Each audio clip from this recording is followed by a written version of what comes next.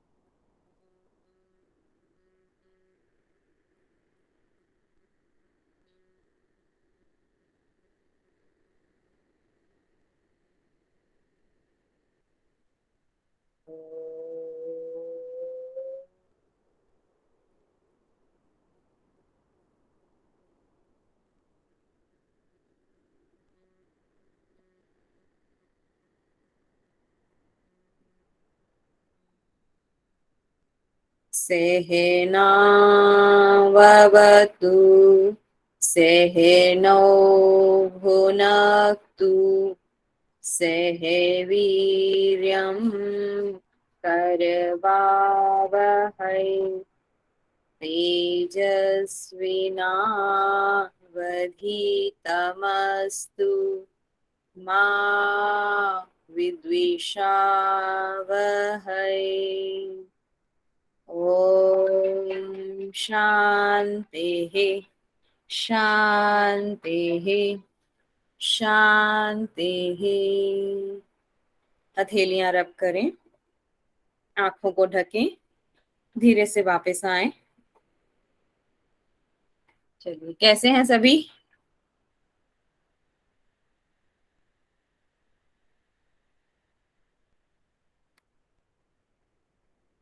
मेरी आवाज आ रही है?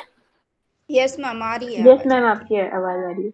ओके, मैंने पूछा था एक्चुअली कैसे हैं आप सब। मैम बढ़िया है। अच्छे है मैम। चलिए, तो कल की क्लास आपने दोबारा से वीडियो देखा, रिवाइज किया था कुछ?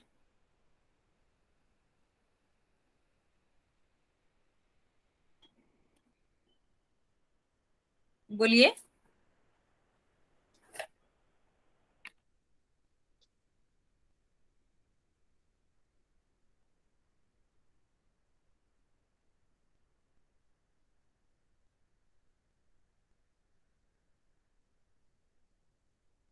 मैम कल मैं बाहर गई थी थोड़ा।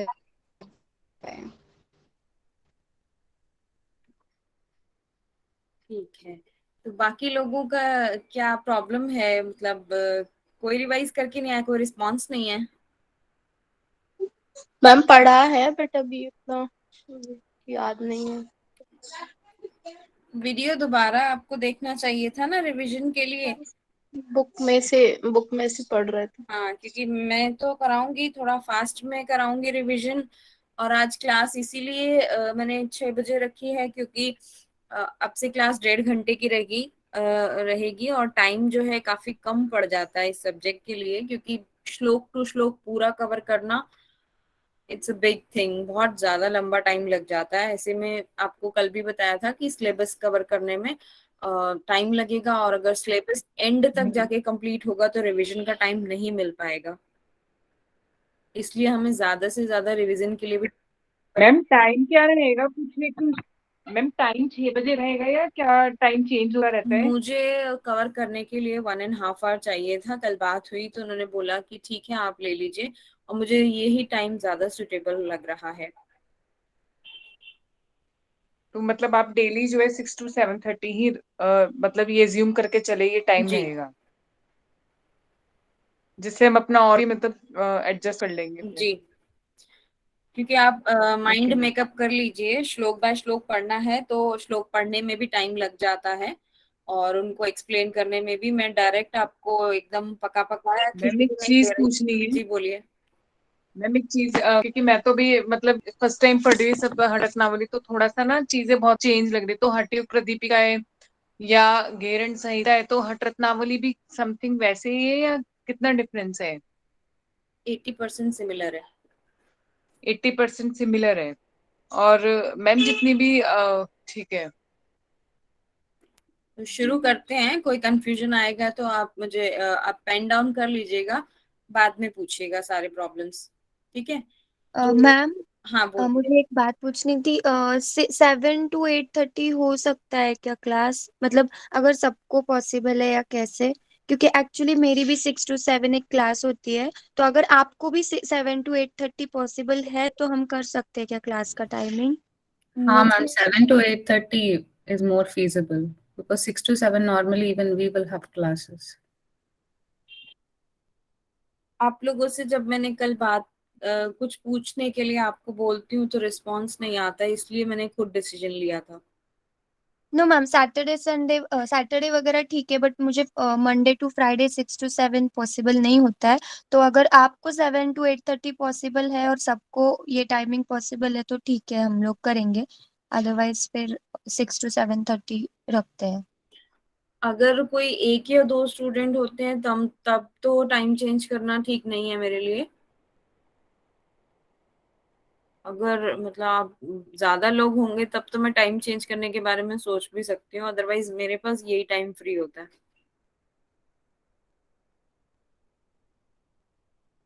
ठीक है मैम। ठीक है, इस पर हम बाद में बात करते हैं, अभी शुरू करते हैं टॉपिक, क्योंकि अननेसेसरी वीडियो लंबा हो जाएगा। बातचीत इसमें करेंगे तो रिकॉर्डिंग स्टार्ट है ऑलरेडी। ठीक है, तो कल कल कहाँ तक हुआ था? चैप्टर 2 किया था हमने स्टार्ट, और उसके 50 श्लोक कंप्लीट किए थे। इसमें 160 अराउंड श्लोक हैं। चैप्टर 2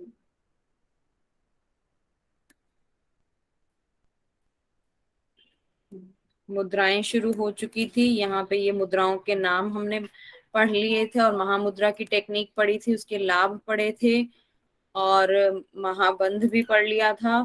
महाबंध के लाभ टेक्निक सब पढ़ लिया था। महावेद शुरू किया था। महावेद, हाँ, यहाँ 48, 49 और 50 यहाँ तक हमारा कंप्लीट हो गया था। ठीक है, आज 51 श्लोक से शुरू करना है हमें।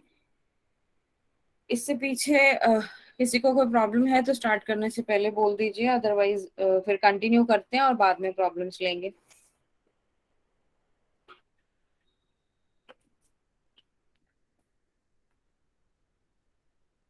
ठीक है, तो मैं मान के चलूं कि अभी किसी को कोई क्वेश्चन नहीं है।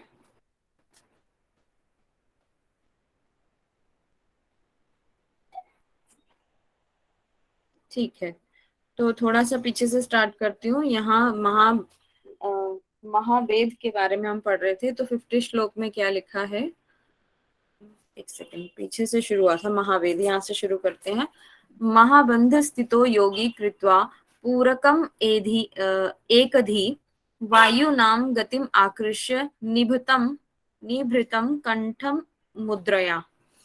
ठीक है, महावेद के बारे में बोला है कि महावेद लगाकर मन एकाग्र, मतलब पूरकम एक धी, एकाग्रता से करना है। मन को एकाग्र करके इनहेलेशन करना है आपने, और फिर उसके बाद श्वास को विपरीत करना है, मतलब कि पूरक किया उसके बाद एक्सेल कर देना है, रेचक कर देना है, एवं रोक दे मतलब बाह्य कुंभक करना है। ठीक है, और कंठ मुद्रा यानी जालंधर बंध लगाना है। ठीक है, ये महावेद की टेक्निक थी। आगे क्या कह रहे हैं इसके बारे में? अष्टधा क्रियते। अष्टधा मतलब 8 बार करना है। क्रियते 8 बार करना है। च एतत् यामे यामे दिने दिने, मतलब हर दिन में, हर पहर में करना है। हर याम में, मतलब यामे यामे मतलब पहर, तो पहर होता है 3 घंटे का, तो हर 3 घंटे के हिसाब से प्रत्येक दिन करेंगे, तो दिन में 8 बार इसकी अभ्यास करना है। पुण्य संघात संधाई पापोध भी दुरह सदा। इस अभ्यास को करने से क्या होता है? कि हमारा पुण्य संचय होता है, पुण्य संघात, पुण्य को हम एकत्रित करते हैं, और पापोघ भी दुरह, पाप को नष्ट करता है। ठीक है, ये महावेद हो गया। सम्यक श्रद्धावतामेव सुखम प्रथम साधने वहनी स्त्री पथ सेवाम च प्रथमम परिवर्जेत। अब यहाँ पर ये जो प्रसंग नीचे वाली लाइन आ रही है, वाहिनी स्त्री पथ सेवाम, ये हालांकि ये इतनी जगहों पर है, आपको बहुत सारे उपनिषद में और हठ प्रदीपिका में तो ऑलरेडी है ही कि अग्नि का सेवन, स्त्री का सेवन और लंबी यात्रा का सेवन ये सब त्यागना चाहिए, परिवर्जित, योगी को त्यागना चाहिए। तो और ऊपर वाली लाइन में बोल रहे हैं कि सम्यक श्रद्धा, ये श्रद्धा पूर्वक इस क्रम को हमें, इस महावेद को हमें करना चाहिए। और इसको सुख का प्रथम साधन माना जाता है, सुखम प्रथम साधने।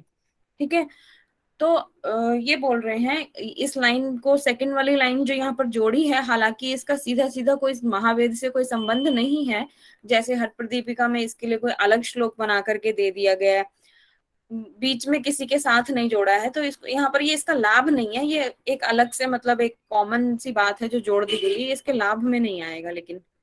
ठीक है, इसका इससे कोई सीधा संबंध नहीं है महावेद से।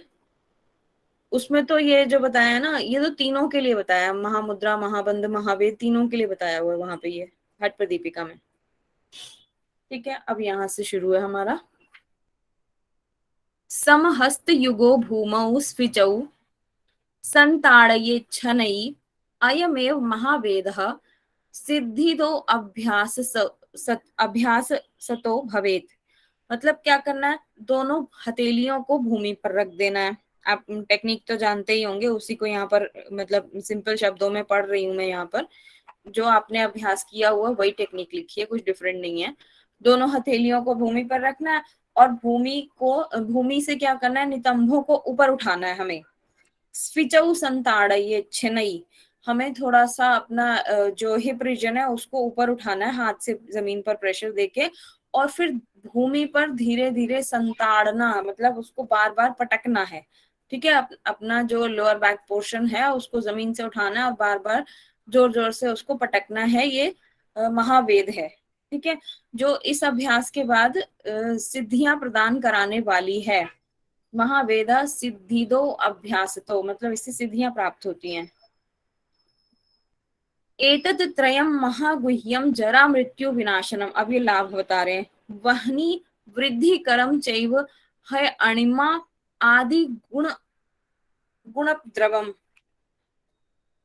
तो बोल रहे हैं कि इस चक्र, इस त्रिक, तीन मुद्राएं, ये जो हैं तीन मुद्राएं कॉम्बिनेशन में है जो हमने अभी पढ़ी, महामुद्रा, महाबंध और ये तीसरी महावेद, इनको गुप्त रखना चाहिए। और इनसे होता क्या है, जरा मृत्यु का नाश। ठीक है, बुढ़ापा और मृत्यु दूर हो जाता है। और वहनी वृद्धि करम, जठराग्नि को ये बढ़ाती है अणिमा आदि गुण द्रवम, अणिमा आदि सिद्धियां प्रदान करने वाली है। अब उड़ियान बंद की बात कर रही है, ये भी कॉम्बिनेशन में आएंगे तीन, आगे इनके लाभ भी बताएंगे। उड़ियान बंद, जालंधर बंद और मूल बंद। ठीक है, उड़ियान बंद का शुरू हो गया। यहाँ पर नोट्स बना रहे हैं ना आप लोग साथ में? जी मैम। मैम इसकी बुक कौन सी लेनी अगर हम ले तो? इंग्लिश वाली आप कंफर्टेबल हैं तो वही लीजिएगा। और हिंदी में अगर राइटर कौन सा है, अगर हिंदी की लेनी हो तो कौन सी पब्लिश? इंग्लिश के लिए ये हिंदी वाली ये है जो मैं आपको पढ़ा रही हूँ, लेकिन इसमें मिस्टेक्स हैं, इसलिए आपको वीडियो का तो सहारा लेना पड़ेगा इसमें अगर आपको पढ़ना है तो, क्योंकि इसमें मिस्टेक्स हैं। प्रिंट आउट्स निकलवा लें या फिर बुक लेना बेटर है? मतलब ये जो भी मटेरियल है पीडीएफ है? नहीं, इस बुक के लिए आप प्रिंट आउट की कोई जरूरत नहीं है। आप साथ साथ नोट्स बनाते जाइए। फैक्चुअल पार्ट ही आपको याद करना, डिटेल तो आती नहीं है एग्जाम में। नेट के एग्जाम के लिए फैक्चुअल पार्ट इनफ है पास करने के लिए। ठीक है, साथ साथ नोट्स बना लीजिए। और आप ही लोग पार्ट कैसे, मतलब मैम समझ में नहीं आया। जो जैसे अभी मैंने पढ़ाया, ये महावेद के बारे में ही पढ़ाया, तो इसकी आप शॉर्ट में आप लिखते जाइए अपना कॉपी में, शॉर्ट में ही लिखिए, बहुत ज्यादा बड़ा भी लिखने की जरूरत नहीं है। जितना आपको समझ में आ रहा है उतना आप पेन डाउन कीजिए। ये टेक्निक बताइए कि भाई आपको हाथ को जमीन पे रखना है और उसके बाद नितंब को ऊपर उठा के उसको पटकना है। थोड़ा सा अपने याद ध्यान में रखने के लिए लिख लीजिए उतना।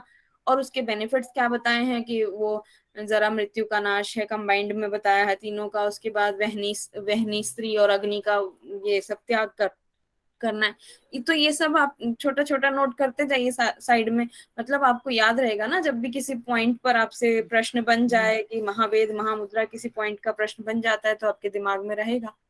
श्लोक नंबर भी पता होना चाहिए हमें, किस श्लोक में कहाँ बात की गई है? इसमें ऐसा कोई श्लोक नंबर उतना ज्यादा आता नहीं है। जनरली हठ प्रदीपिका का ही श्लोक नंबर पूछा जाता है, या तो फिर पतंजलि योग सूत्र के। अगर याद कर लेते हैं तो कोई खास एक इम्पोर्टेंट कोई सूत्र या मतलब कोई खास एक श्लोक हो तो उतना ठीक है, पूरा याद करना it's not possible. Okay ma'am.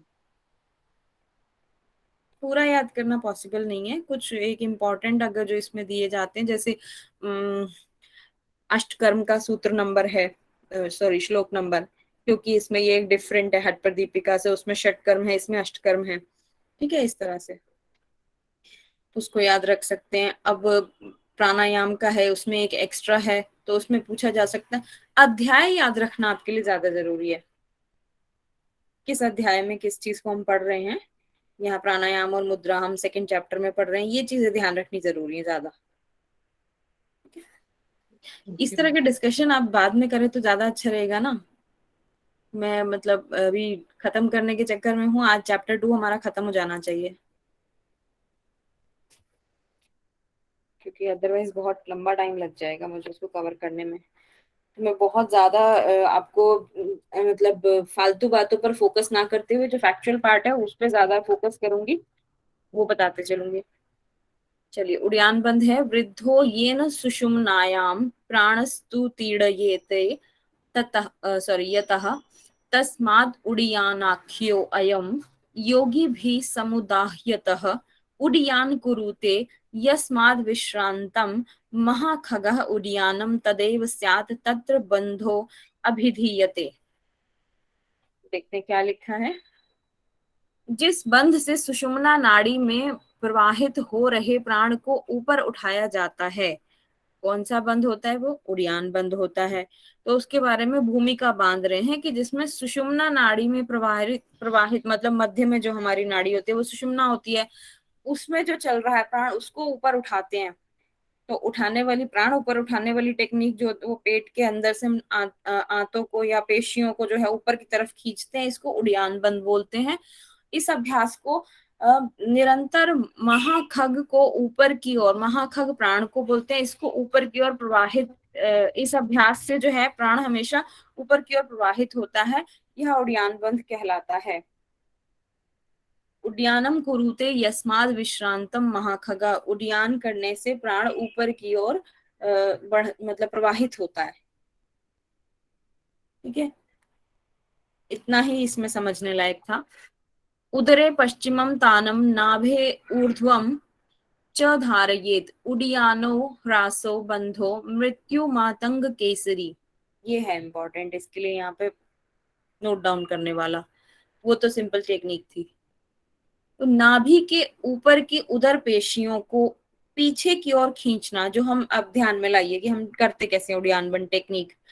तो जो उदरगत पेशियां होती हैं हमारे स्टमक में, जितने भी मसल्स होते हैं उनको हम अपवर्ड स्ट्रेच करते हैं, मतलब ऊपर की ओर और पीछे की ओर लेके जाते हैं कमर की तरफ। मतलब पेट और कमर एकदम आपस में चिपका हुआ है, सटा हुआ है, तो उस पेशियों को खींचकर जब हम कमर की तरफ लाने की कोशिश करते हैं, खींचते हैं, तो यह उड़ियान बंध है, जो कि क्या करता है?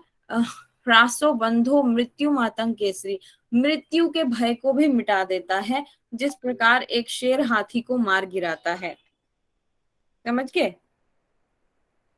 ये लाइन जो है ना, मृत्यु मातंग केसरी, ये बार बार बार बार आपको पढ़ने को मिलेगी उपनिषदों में भी। आप अभी तो उपनिषद का वो चल ही रहा है प्रसंग, उसमें तो आप कई बार इसको पढ़ भी चुके होंगे, बहुत सारे उपनिषदों में है इसका जिक्र, और हठ प्रदीपिका में भी शायद है ये। ठीक है। गरुड़ा सहजम प्रोक्तम वृद्धो अपि तरुणो भवेत् बाह्य उड्यानम च कुरुते बाह्यालंकार वर्धनम नाभेरुध्वा मर्धो अपि वापि तानम कुर्यात् प्रयत्नः षण्मासम अभ्यसे मृत्युम जयत्येव न संशयः। गरुड़ा सहजम प्रोक्तम वृद्धो अपि तरुणो भवेत्, मतलब बूढ़ा भी जो है वो इसके अभ्यास से यंग हो जाता है। कोई वृद्ध व्यक्ति भी इसका अभ्यास गुरु द्वारा बताए गए, गुरुणा सहजम, गुरु के द्वारा बताए गई विधि से करे तो वह भी यंग हो जाता है, नवयुवक हो जाता है, तरुण हो जाता है, इसके लिए तरुण शब्द लिखा है। बाह्य ओडियानम च कुरुते, अब बाह्य ओडियान जो हम बाहर बाहर की तरफ कुंभक लगाकर करते हैं, जो कि बाह्य सौंदर्य को बढ़ाता है। इसमें बोला है कि आपका बाह्य अलंकार मतलब आपकी सुंदरता को वर्धनम बढ़ाता है। नाभे रुध्वा, नाभि का ऊपर की ओर खींचना, और वापी तानम कुर्यात, उसको पीछे की तरफ तानना, ठीक है। प्रयत्नतः, प्रयत्न से ऐसा करना, संकोच करना उसका। इस प्रकार करने से 6 महीने में क्या होता है, साधक जयत्येव न संशयः, साधक मृत्युम जयत्येव, मृत्यु को जीत लेता है 6 महीने के अंदर अंदर इसके अभ्यास से। मूल बंध आज शुरू हो गया है अभी। पार्ष्णी भागेन, पार्ष्णी भागेन मतलब जो आपका एनल रीजन होता है उसकी बात कर रहे हैं। संपीड़य योनि आकुंचयेद गुदम, अपान पूर्व अपान मूर्ध्व आकुंच्य मूल बंधो अयमुच्यते, मुच्यते मतलब ऐसा उसको बोलते हैं, ठीक है। तो योनि का आकुंचन करना है इसमें। मूल बंध एड़ी से उत्सर्गातराल, सीवनी शब्द के लिए, योनि शब्द के लिए यहाँ पर हिंदी में कुछ अलग ही लिखा है, मेरे दिमाग में नहीं गुजरा ये। खैर वो सीवनी प्रदेश की बात कर रहे हैं, पेरेनियम रीजन की बात कर रहे हैं। तो एड़ी से वहां पर हमें प्रेशर डालना है, दबाव डालना है, और गुदा को, एनल को संकोचित करना है, मतलब मसल्स को कंस्ट्रिक्ट करना है, जो कि आप मूलबंध की टेक्निक जानते हैं वही है। थोड़ा सा हिंदी में समझने में डिफिकल्टी होती है, सिंपल जो आप अभ्यास करते हैं उसी को समझिए, वही करना है। उसको अब गुदा को संकोच करके अपान वायु, जो लोअर हमारी प्राण होता है, उसको अपवर्ड हमें खींचना है। मतलब सीधी सीधी सिंपल भाषा में करें तो इसको ऐसा भी बोल सकते हैं, जब आप किसी ऐसी जगह पे हैं जहां पर आप स्टूल पास करने के लिए आप नहीं जा सकते हैं, आप मार्केट में आपको प्रेशर है, आप कंट्रोल करते हैं, तो वो वाली जो एक्टिविटी जो हम रोकने के लिए करते हैं उसी को एक्चुअल में मूलबंध, वही टेक्निक होती है। उसी उसी तरह का अभ्यास हमें बिना किसी प्रेशर के भी बैठे हुए खुद से करने का प्रयास करना चाहिए। तो ऐसा करने से अब क्या लाभ होते हैं आगे बताया जाएगा। अधोगतिम अपानम वै ऊर्ध्वगम कुरुते बलात् आकुंचेन तम प्राहुर्मूल बंधम ही योगिनः। अपान की साधारण गति नीचे की ओर होती है, ऊर्ध्वम कुरुते बलात् मतलब जो अधोगति मतलब नीचे की ओर होती है, अपानम वही ऊर्ध्वगम हमें उसको ऊपर की ओर करना है। वो सामान्य तौर पर अपान वायु का प्रवाह नीचे की ओर होता है, हमें कॉन्स्ट्रिक्ट करके उसको ऊपर की ओर लाना है। संकुचन द्वारा हमें उसको मतलब हमें रोक रोक कंट्रोल करके एनल रीजन के मसल्स को कॉन्स्ट्रिक्ट करके हमें उसको बंद करना है, ताकि वायु नीचे न जाके ऊपर ही रहे। योगियों ने इसको मूल बंद बोला है। गुदम पार्षण्या च संपीडे वायुमाकुंचयेत् बलात् वारं वारं यथा चोर्ध्वं समायाति समीकरणः। अब क्या बोल रहे हैं, सिंपल है। गुदा को फिर से वो दबाने की बात कर रहे हैं, एड़ी से दबाना है गुदा द्वार को, और बलपूर्वक, बलात् मतलब बलपूर्वक करना है हमें, वायु का आकुंचन करना है, मतलब फिर वही बात को दोबारा बोल दिया, एड़ी से गुदा द्वार को दबाना है, बलपूर्वक इसका बार बार अपान वायु के ऊपर की ओर खींचना है। उसी को दूसरी भाषा में बोल दिया, चीज वही लिखी है इन्होंने। प्राणापानौ नाद बिंदु मूल बंधेन चैकताम गतो तदा योग सिद्धिम प्राप्नोत येव न संशयः। अब इसकी प्रैक्टिस से क्या होता है लाभ। प्राणापानौ नाद बिंदु, प्राण अपान, प्राण और अपान, नाद और बिंदु दोनों एक हो जाते हैं। मूल बंधे चैकताम गतौ तदा योग सिद्धिम प्राप्नोत येव न संशयः। तब निश्चित ही साधक को योग में योग सिद्धि, सफलता मिल जाती है। प्राप्नोत येवम न संशय, इसमें कोई डाउट नहीं है, ठीक है। ये वाला दिख रहा है आपको? यस जूम करूं या इतना काम चल रहा है? मैम, हल्का जूम। मैम 62 वाला श्लोक चाहिए ना, अभी तो 61 हो गया था पीछे, अभी डायरेक्टली 63 एंड 4 ही है उसमें। ये पीडीएफ में कुछ कुछ मिसिंग ही है इस तरह से, वो मतलब वो ज्यादा इंपॉर्टेंट नहीं होगा इसलिए उसको काट कर मतलब साइड कर दिया है, मतलब उसमें नहीं दिया है। मैंने बोला ना, जो जो इम्पोर्टेंट नहीं है उसको छोड़ देते हैं, स्किप कर देते हैं। Okay ma'am. ठीक है, तो ये वाला दिख रहा है या जूम करना है मुझे? दिख रहा है मैम। अच्छा ठीक है।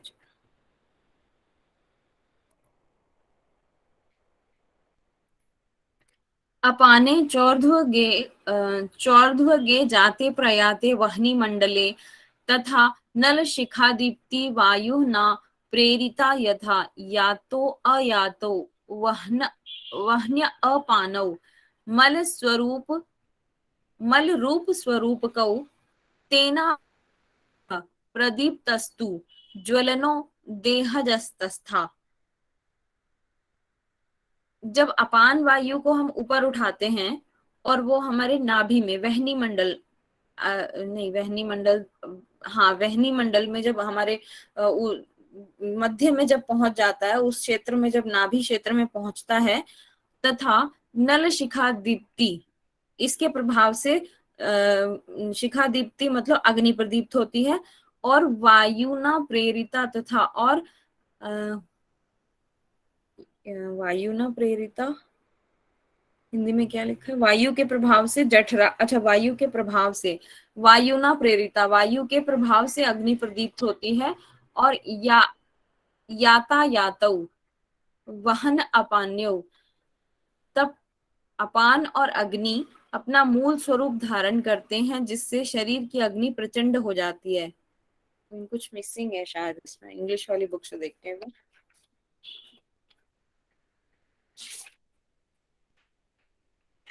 नंबर 63।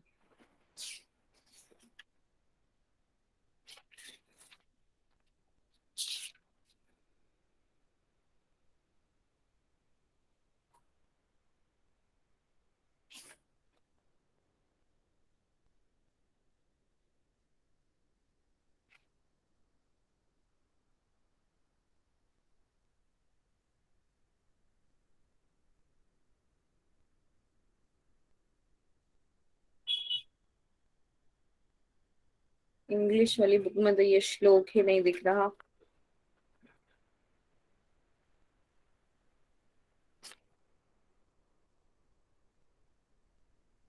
मैम एक जो है इसी से बार पढ़ते हैं, क्योंकि इंग्लिश वाली बुक में ये मुझे श्लोक नहीं दिख रहा है, याता यातो वाला। मैम एक बार 62 चेक कीजिए, शायद वो 62 होगा, नहीं तो फिर। नहीं, उसमें भी नहीं दिख रहा है मुझे ये वाला श्लोक नंबर, ये इस बुक में नहीं है, इंग्लिश वाली बुक में ये श्लोक है। जो भी इतना इम्पोर्टेंट नहीं है, इसको ऐसे ही पढ़ लेते हैं हिंदी में क्या लिखा है। जब अपान वायु को ऊपर उठाकर नाभि क्षेत्र में पहुंचता है तो, पर क्या पहुंचता है ऊपर, कुछ क्लियर नहीं है। जब अपान वायु ऊपर उठकर, अच्छा अपान वायु की बात कर रहे हैं, जब वो ऊपर उठ के नाभि मंडल में वहनी मंडल में पहुंच जाती है तो वायु के प्रभाव से शिखा दीप्ति होती है, यानी कि जठराग्नि प्रदीप्त होती है। और ये नेक्स्ट वाली लाइन का ये डाउटफुल हो रहा है मुझे। तब यातायातो, अच्छा प्राण अपान के लिए यूज कर रहे हैं यातायातो, तब अपान और अग्नि वहना पानो, अच्छा अपान के लिए इन्होंने यातायातो शब्द किया है, और वहनी पानो और अग्नि अपना मूल स्वरूप धारण करती हैं, और जिससे क्या होता है, प्रदीप्तस्तु ज्वलनो देहस प्रजा, शरीर की अग्नि प्रचंड हो जाती है। ये श्लोक इंग्लिश वाली में मुझे नहीं मिला है, पर आप इसको हिंदी में नोट, इसका बेनिफिट ये नोट कर लीजिए, ठीक है। इसका बेनिफिट आप ये नोट कीजिए इसमें कि अपान और अग्नि अपना मूल स्वरूप धारण कर लेती हैं और शरीर की अग्नि प्रचंड हो जाती है।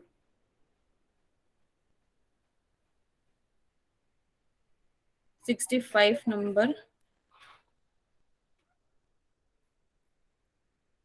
दंडा हता भुजंगी या निश्चित ऋतु ऋतु तामीयात विलम प्रविष्टे वेव ततो ब्रह्मनाड्य अंतरम वज्रेत व्रजेत तस्मा नित्यम मूल बंधः कर्तव्यो योगी भी सदा। जिस प्रकार छड़ी की चोट से सर्प जो है उठकर सीधा बिल में प्रवेश कर जाता है, आपने देखा ही होगा हमेशा, जैसे कई बार सांप को मारते हैं, सांप तो टेढ़ा मेढ़ा सा लेटा होता है, उसको मारते हैं तो एकदम से वो सीधा हो जाता है और प्रवेश कर जाता है, अपने बिल में घुस जाता है। तो उसी प्रकार से कुंडलिनी भी है जो वो सांप की तरह से टेढ़ी मेढ़ी सी होती है। आगे इसका पर्यायवाची भी आएगा तो याद करने में आपको ये शब्द सरल होगा। तो उसी प्रकार कुंडलिनी जो है वो सीधी ब्रह्म नाड़ी में, उसका बिल क्या हुआ, ब्रह्म नाड़ी सुषुम्ना का बिल, कुंडलिनी का बिल हुआ, ब्रह्म नाड़ी में अपने बिल में प्रवेश कर जाती है और अन्यत्र कहीं नहीं जाती, डायरेक्टली सुषुम्ना में प्रवेश कर जाती है कुंडलिनी। इसलिए योगियों को मूल बंध का नित्य अभ्यास करना चाहिए। मैडम यहाँ पे ब्रह्मनाड़ी सुषुम्ना को बताया गया है क्या? आप लिखा तो है ब्रह्म नाड़ी को ब्रैकेट में लिखा है यहाँ पे सुषुम्ना।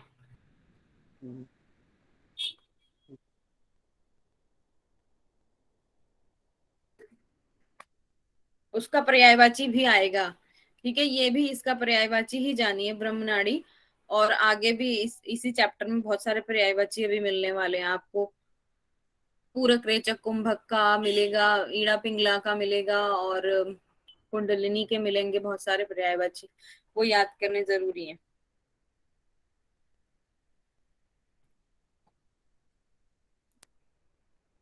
ठीक है, अब ये है हमारा जालंधर बंद शुरू।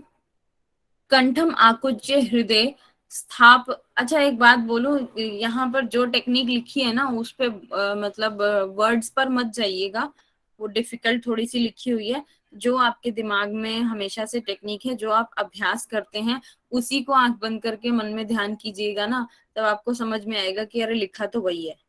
इसलिए मैं टेक्निक पर फोकस नहीं करना चाहती हूँ ज्यादा, क्योंकि वो सिमिलर ही है। जहां कहीं एक आध लाइन डिफरेंट होती है तो वहां थोड़ा मैं प्रेशर दे देती हूँ थोड़ा, ठीक है। कंठम आकुंच्य हृदय स्थापयो चिबुकम दृढ़म बंधो जालंधर आख्यो अयम जरा मृत्यु विनाशकः बध्नाति ही शिराजालम नाधो याति नभो जलम। और एक सेकंड होल्ड कीजिएगा।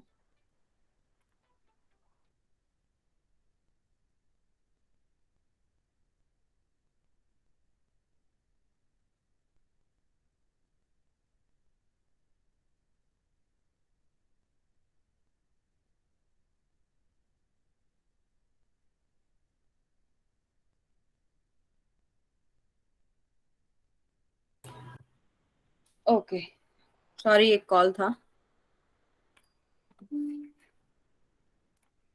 तो बता रहे हैं यहाँ पर जालंधर बंद क्या है, अपने गले को श्रिंक करना है और ठोड़ी को लगा देना है अपना कंठकूप में, यानी कि जो हम चेस्ट का ऊपर वाला पार्ट या कंठकूप जिसको आपका एक्सटर्नल नॉज ये जो होता है, गर्दन के नीचे आपका एक गड्ढा सा होता है, उस पर ठुड्डी को वहां पर फिक्स करना है। और उसके बाद बोले कि यही जालंधर बंद है। इससे क्या होता है, जरा मृत्यु विनाशक, बुढ़ापा और मृत्यु को नाश करने वाली है। बधनाती ही शिरा जालम नाधो याति नभो जलम। इसमें क्या होता है कि जो अमृत स्रावित हो रहा है हमारा, उसका बहाव नीचे की ओर आने से रोकता है जालंधर बंद। कॉमन सा बेनिफिट है, ये तो हर हर पुस्तक में लिखा है, ठीक है। जो हमारा तालू के ऊपर से जो एक घंटी वाला एरिया होता है, उसके ऊपर से जो हमारा अमृत रस हमेशा टपकता रहता है, उसको जालंधर बंद जो है उससे उसको जो है नाभि में आकर के भस्म होने से रोकता है, मतलब उसको ऊपर ही रोक लेता है ताकि वो जो टपकते टपकते नाभि में ना गिर जाए। और क्योंकि नाभि में गिरेगा तो वहां पर अग्नि प्रदीप्त रहती है, वहां पे आके वो अमृत भस्म हो जाएगा, इसलिए उसको रोकने का काम करता है, बचाने का। ततो जालंधरो बंधः कंठ संकोचने कृते न पीयूषम पतक यज्ञो न च वायु प्रकुप्यति। कंठ संकुचन से मतलब जो हमने गले को कंस्ट्रिक्ट किया उसके लक्षण क्या हैं, उस लक्षण वाले जालंधर बंध के अभ्यास से क्या होता है, अमृत रस नाभि में नहीं गिरता और वायु प्रकोप भी नहीं होता। वही बात रिपीट की है दोबारा इस श्लोक में। बंध त्रयम इदम श्रेष्ठम महासिद्धैश्च सेवितम सर्वेषां योग तंत्राणाम साधनम योगिनो विदु विदु विद्वान जनों को बोलते हैं। अधस्ता कुंच ने नाशु कंठा संकोचने कृते, कंठ संकोचन गले को रिस्ट्रिक्ट करना। मध्य पश्चिमे तानेन, मध्य मतलब ये बात कर रहे हैं कि पीछे की ओर हमें खींचना है मसल्स को, ये उड़ियान की भाषा शुरू हो गई है। स्यात प्राणो ब्रह्म नाड़िगः, देखते हैं। अच्छा, उड़ियान पीछे हमें बता ही दिया था, जलंधर हो गया। अब ये कंबाइंड बेनिफिट बता रहे हैं तीनों के। बंध त्रयम, तीनों बंधों के। इदम श्रेष्ठम महासिद्धि, महासिद्धि सेवितम। अब बोले ये तीनों बंध महासिद्धों द्वारा, क्या कहा गया इनके बारे में कि सेवित और सभी क्रियाओं के साधन स्वरूप योगियों द्वारा श्रेष्ठ बताए गए हैं। सर्वेशाम योग तंत्राणाम साधनम, मतलब सभी लोगों के लिए इन्होंने योग, सभी योगियों ने इसको श्रेष्ठ बतलाया है। आधार का संकुंचन, जो अधस्ता कुंचन मतलब मूलबंध, कंठ का संकोचन जालंधर बंध, और मध्य को पश्चिम में तानना मतलब ये उड़ान बंध हो गया। और स्यात प्राणो, इस ऐसा करने से क्या होता है, प्राण जो है वो ब्रह्म नाड़ी में प्रवेश कर जाता है। ब्रह्म नाड़िगः, कुछ कुछ शब्द संस्कृत के भी याद रखने का, दिमाग में फिक्स करने की कोशिश कीजिएगा, कि कभी कभी पंक्तियां भी आ जाती हैं, तो इसीलिए श्लोक पढ़ाए जा रहे हैं, अदरवाइज कोई और पर्पस नहीं है। अदरवाइज मैं भी सिंपल आपको टेक्स्ट और वो फैक्चुअल पार्ट दे सकती हूँ शॉर्टकट, लेकिन श्लोक पढ़ाने का मतलब यही है कि आजकल पंक्तियां देने लग गए। मूल स्थानम समाकुंच्य उडियानम तु कारयेत ईडाम च पिंगला बद्धवा वाहयेत पश्चिमम पथम। मूल स्थान का एनस का संकुचन करना है, करके उड़ियान लगाना है, और ईड़ा पिंगला को बंद करके यानी कि जालंधर बंद लगाना है, और पीछे के मार्ग में सुषुम्ना से प्राण को प्रवाहित करना है। सिंपल सी बात लिखी है। मूल स्थान मतलब तीनों बंधों को लगाने की बात की है। मूल बंद लगाना है, उड़ियान बंद लगाना है, जालंधर बंद एक साथ लगाना है। अनेनैव विधानेन प्रयाति पवनो लयम ततो न जायते मृत्यु जरा रोगादिकम तथा। इससे क्या होता है, प्राण लय को प्राप्त होता है। पवनो लयम लिखा है ना, इसलिए छोटे छोटे वर्ड ध्यान रखिए। पवनो लयम, प्राण लय को प्राप्त होता है, जिससे क्या होता है, बार बार वही एक बेनिफिट, जरा मृत्यु रोग वगैरह दूर होते हैं। ठीक है, जरा मृत्यु का तो आप पूरे मतलब उसमें उड़ियान बंद के लिए तो फिक्स कर लीजिए, और भी बहुत जगहों पे आएगा। बार बार अभी हमने पीछे जो मुद्राएं पढ़ी फर्स्ट वाली 3, उसमें भी आया जरा मृत्यु का नाश, तीनों बंधों के लिए भी कंबाइंड बेनिफिट में भी दिया। ठीक है, अब विपरीत करनी बता रहे हैं कि यद किंचित सब स्रवते चंद्र आद्र मृतम दिव्य रूपी च तत्सर्व ग्रसते सूर्यस्तेन पिंड विनाशी च। चंद्रमंडल से जो दिव्य अमृत स्रावित हो रहा है, उसको नाभि में स्थित सूर्य भस्म कर देता है, इसी से मानव शरीर का नाश हो जाता है। ये एक भूमिका बांध रहे हैं, अभी टेक्निक नहीं बताई है, अब उसके बारे में बताना शुरू करेंगे कि विपरीत करनी उसको कंट्रोल कर लेता है, वो कैसे करता है टेक्निक बताएंगे। तत्रास्ति दिव्यम कर्णम सूर्यस्य मुख बंधनम गुरुपदेशतो ज्ञेयम न तु शास्त्रार्थ कोटि भी। सूर्य के मुख को, दिव्यम कर्णम सूर्यस्य मुखबंधम, सूर्य के मुख को बंद करने की एक दिव्य क्रिया होती है, जो कि गुरुपदेश, तो गुरु ने जैसे हमें बताई है, ज्ञेयम न तु शास्त्रार्थ कोटि भी, जो गुरु से जानी जा सकती है, न कि लाखों शास्त्रार्थ से। शास्त्रार्थ कोटि भी यहाँ करोड़ आना चाहिए, करोड़ों शास्त्रों थे, यहाँ पे हिंदी में लिखा है लाखों शास्त्रों से, थोड़ा सा गलत लिखा है। ठीक है, तो सूर्य के मुख को हमें बंद करने की एक दिव्य क्रिया होती है, वो क्रिया क्या होती है आगे बताएंगे, जो कि गुरु के से जानी जा सकती है, ना कि शास्त्रार्थ से। कोटि शास्त्रार्थ, करोड़ों शास्त्रों से भी नहीं जानी जा सकती। अब बता रहे हैं इसको कैसे करना है। ऊर्ध्वम नाभिर्धस्तालु ऊर्ध्व भानुरधः शशि, भानु सूर्य को बोलते हैं, शशि चंद्र को बोलते हैं। करणी विपरीताख्या गुरु वाक्येन लभ्यते, तो यह विपरीत करनी, इससे क्या होता है, जिससे नाभि ऊपर और तालु नीचे हो जाता है, क्योंकि हम उल्टे हो जाते हैं इसमें। जब हम उल्टे हो गए, सिर नीचे पैर ऊपर हो गया, तो नाभि नीचे हो गई और तालू हमारा सॉरी नाभि नीचे ऊपर आ गई और तालू हमारा नीचे चला गया, उल्टे हो गए हम। तो इससे सूर्यमंडल ऊपर चला गया, चंद्रमंडल नीचे आ गया, सिर हमारा नीचे आ गया। चंद्रमंडल जो हमारे कपाल प्रदेश के अंदर से एक अंदर जो मुख के अंदर जो तालू के ऊपर का स्थान होता है, वहां से अमृत का स्राव होता है, वो जालंधर बंद में भी जिसको रोकते हैं, वही चीज यहाँ पर भी बोली है। तो सूर्यमंडल हमारी नाभि में होता है, सूर्यमंडल जो वो ऊपर चला गया, चंद्रमंडल नीचे आ गया। गुरु से इसको सीखा जाना चाहिए, मतलब गुरु से इसको सीखना चाहिए इस टेक्निक को। करनी विपरीताख्याम सर्व व्याधि विनाशिनी, विपरीत करनी करने से सभी रोगों का नाश हो जाता है।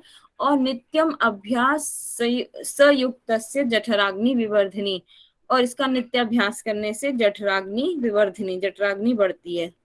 आहारो बहुलस्तस्य संपाद्य साधकेन वै, अल्पाहारो यदि भवेत् देहम अग्नि अर्धहेत क्रमात्।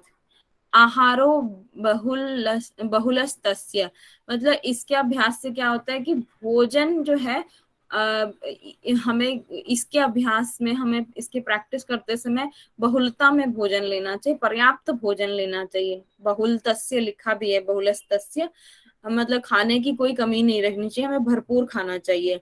संपाद्य साधकेन वै, अल्पाहारो यदि, यदि हम अल्पाहार करते हैं तो यह भवेद्य अग्निम अर्धहेत क्रमात्, हमारे शरीर में जो गैस्ट्रिक फायर है वो हमें खुद को ही जलाने लगती है। हमारे शरीर में जो अग्नि है, कम आहार करने से यदि उस अग्नि को भोजन नहीं मिलेगा तो वो हमारे शरीर को ही जलाने लगती है। ठीक है। अधः शिरोश्च च ऊर्ध्व पादौ क्षणं स्यात् प्रथमे दिने, क्षणाच्च किंचिद दधिकम अभ्यसेच दिने दिने। अधः, अब बता रहे हैं कि शिरश्च ऊर्ध्व पादौ, अब जब सिर नीचे आ जाता है और पैर ऊपर चले गए हैं, तो ऐसा क्या होता है, ऐसा करने से उसके पश्चात क्या होता है कि स्यात प्रथमे दिने, पहला दिन तो ऐसे करना चाहिए प्रथमे दिने, ठीक है, सिर नीचे और पैर ऊपर। उसके पश्चात प्रतिदिन धीरे धीरे अभ्यास की अवधि को बढ़ाना है। अच्छा, बोल रहे हैं कि क्षणाच, मतलब पहले दिन के लिए कुछ क्षण के लिए करना है, पहले दिन में क्षणाच किंचित, कुछ क्षण के लिए पहले दिन करना है, उसके बाद अधिकम अभ्यास, मतलब उसके बाद अभ्यास को अधिक कर देना है, धीरे धीरे बढ़ा देना है। वलितम पलितम, ये बहुत इंपॉर्टेंट है, इसके लिए कंफ्यूज करने के लिए पूछ लेते हैं वलित पलित किस में आता है, तो ये इसका बेनिफिट है। वलितम पलितम चैव षण मासान, 6 महीने में तू दृश्यते, 6 महीने में अंतर देखा जा सकता है। कैसा अंतर? वलितम पलितम आ जाता है उसमें, मतलब झुर्रियां दूर हो जाती हैं, सफेद बाल नहीं दिखाई देते अब उसके। वलित बोलते हैं झुर्रियों को और पलित बोलते हैं सफेद बाल को। ठीक है, झुर्रियां दूर हो जाती हैं, सफेद बाल दूर हो जाते हैं, मतलब नहीं दिखाई देते। और याम यात्रम तू यो नित्यम अभ्यसेत सतु कालजित, जो साधक नित्य प्रति एक याम यात्रम, एक याम इसका अभ्यास करता है, तो वो क्या होता है, नित्यम अभ्यसेत सतु कालजित, काल को भी जीत लेता है, मृत्यु को भी जीत लेता है। ठीक है। स्वस्थम यो वर्तमानो अपि योगोक्तै निर्यम ऐविना, करणी विपरीत आख्या, विपरीत करनी कहा जाता है इसको। श्रीनिवासेन लक्षिता, श्रीनिवास ने इस लक्षण को विपरीताख्या, विपरीत करनी बोला है। किसको? स्वस्थम यो वर्तमानो अपि, जो पूर्ण स्वस्थ है, और कठोर नियमों यानी कि योग में बताए गए, योगक्तई नियमई विना, योग के नियमों का पालन नहीं कर सकते, उनके लिए भी श्रीनिवास ने विपरीत करने की व्याख्या की है। संस्कृत वाली लाइन पर फोकस कीजिएगा। जो पूर्ण रूप से स्वस्थ हैं और कठोर नियमों, स्वस्थम यो वर्तमानो अपि, जो अभी वर्तमान में स्वस्थ हैं और योग में कहे हुए, योगक्तई नियमा, योग में कहे हुए नियमों को नहीं मानते हैं, उनके लिए भी श्रीनिवास ने विपरीत करने की व्याख्या की। ठीक है। वज्रोली, वज्रोलिम कथयिष्यामि गोपितां सर्वयोगिभिः अतीव तद्रहस्यम उसका रहस्य ही न देयम यस्य कस्यचित, किसी को नहीं बताना चाहिए। अब मैं वज्रोली का वर्णन कर रहा हूँ। वज्रोली कथिष्यामी, वज्रोली को बता रहा हूँ, कह रहा हूँ, कथिष्यामी। और गोपिताम सर्व योगी भी, यह सर्व योगी भी, सभी योगी इसको गुप्त रखते हैं। अतीव तद रहस्यम, इस गुप्त विधि को, तद रहस्यम इसका रहस्य, न ही देयम यस्य, किसी को नहीं बताना चाहिए। स्वमाने अस्तु समो यस्मात् यस्येव कथयेद ध्रुवम पुत्रस्यापि न दातव्यम गुरु शिष्य उक्रमम विना। इसकी चर्चा जो है योग स्वमानेस्तु समो यस्मात्, उस व्यक्ति से, यस्मात् उस व्यक्ति से करनी चाहिए, सॉरी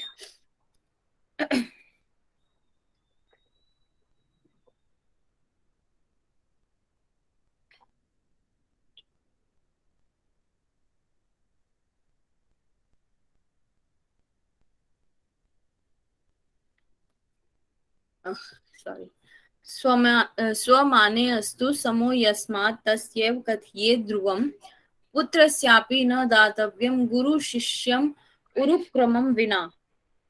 इसकी चर्चा उस योग्य व्यक्ति से करनी चाहिए जो कि गुरु को अपना प्राण लगे, ये क्या लिखा है यहाँ पर, प्राण लगे, इसकी शिक्षा गुरु को केवल अपने प्राण शिष्य को ही देनी चाहिए, अपने अपात्र पुत्र को नहीं। प्रिय शिष्य होगा क्या? नहीं, गलत लिखा है, प्राण नहीं। एक मिनट इंग्लिश वाली में देखती हूँ, गलत। ये ऐसे आएगा ना कि जो प्राण से प्यारा है ऐसे शिष्य को ही वो शिक्षा देनी चाहिए। प्रिय शिष्य जो है उसको देनी चाहिए। वो तो बात ठीक है, पर हिंदी में ये उल्टा पुल्टा लिखा है ना, सेंटेंस फॉर्मेशन बिल्कुल गलत कर दिया है। मतलब इसमें ऐसा कुछ होना चाहिए कि अपात्र को नहीं देनी चाहिए, जो देने योग्य हो उसी को। पुत्रस्यापि, पुत्र को नहीं देनी चाहिए, न दातव्यम नहीं देनी चाहिए, गुरु शिष्यम गुरु को अपने शिष्य को ही देनी चाहिए, कुछ ऐसा होना चाहिए। मैम ऐसा एक उपनिषद में भी था राइट, उपनिषद में कि जो कुपात्र अगर आपका पुत्र भी है तो उसे ना दें, और हाँ, जो सुपात्र होता है उसी को ये विद्या देनी चाहिए। हर किसी को ये बांटने वाली विद्या नहीं होती है, ऐसा कुछ है। राइट, हाँ, यही मीनिंग है इसका। फिर भी मैं एक बार इंग्लिश वाली में देख रही थी, करेक्ट मिल जाता तो। 80 नंबर है इसमें, बिल्कुल सीक्वेंस ही अलग है श्लोक नंबर का।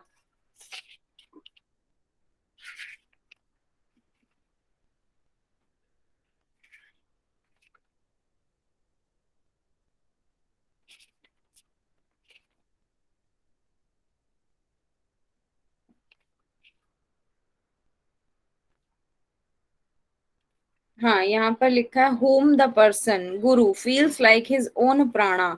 अच्छा, जो मतलब उसको अपने प्राण के समान अति प्रिय लगता है गुरु को, वही हिंदी में लिखा है प्राण लगे। गुरु, जो गुरु को अपना प्राण लगे, मतलब प्राण के समान लगे, इतना इंपॉर्टेंट लगे, उसको देनी चाहिए। It should not be given even to one's own son without the guru shishya tradition.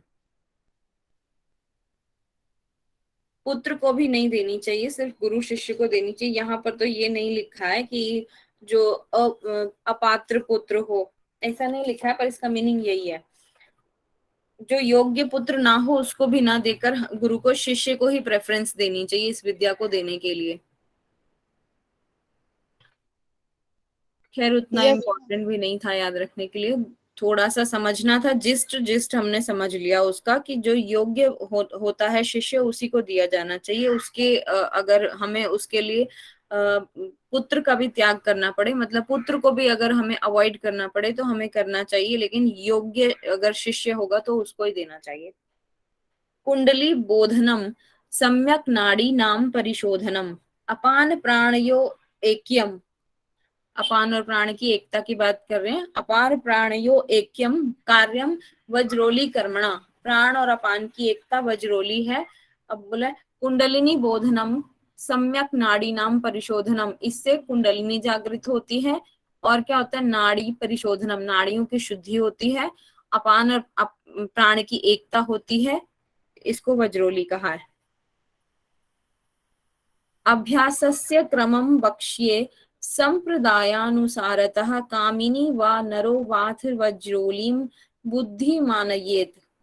मतलब अभ्यासस्य क्रमं वक्ष्ये, संप्रदायानुसार, इस संप्रदाय के अनुसार अभ्यास के क्रम का वर्णन करूंगा। अच्छा, वो अब खुद बोल रहे हैं ऐसा कि मैं इस अभ्यास के क्रम का वर्णन कैसे कर रहा हूँ, संप्रदाय के अनुसार।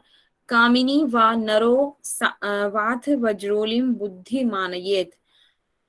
कामिनी और नर, स्त्री और पुरुष, सभी को बुद्धिमता से इसे मानयेत, समझना चाहिए या मानना चाहिए, जो वो टेक्निक बता रहे हैं। फुत्कारो उचित लिंगर अंध्रागे बहिस्थाप्यम एकम लिंग लिंग अंधर अंध्र लिंग रंध्र, ओके लिंग रंध्र बोल रहे हैं, लिंग रंध्र मध्य स्थापे मानम परम मिलित्वा नाली द्वय, द्वय मतलब दो, और निरूपणम आदौ क्रियते कांचनस्य च रूपस्य। अच्छा, यहाँ पर बता रहे हैं कौन कौन सी नलियों का इस्तेमाल वज्रोली क्रिया के लिए करना चाहिए, किस किस धातु से बनी हुई। ताम्रस्याप्य अथवा अयसः नालम कुर्यात् प्रयत्नेन फूत्कारणो उचितम। अब बोल रहे हैं एक खोखली टाइप की एक नली होनी चाहिए। पुत्कारो उचित लिंग रंध्र धागे बही स्थाप्यम एकम, मतलब वो एक लिंग रंध्र मतलब ट्यूब टाइप का कुछ होना चाहिए उस योनि मार्ग को। थोड़ा एक मिनट पढ़ने दो मुझे। खोखली नली को लिंग छिद्र के सामने रखें और दूसरी को मूत्र नालिका में प्रवेश कराएं।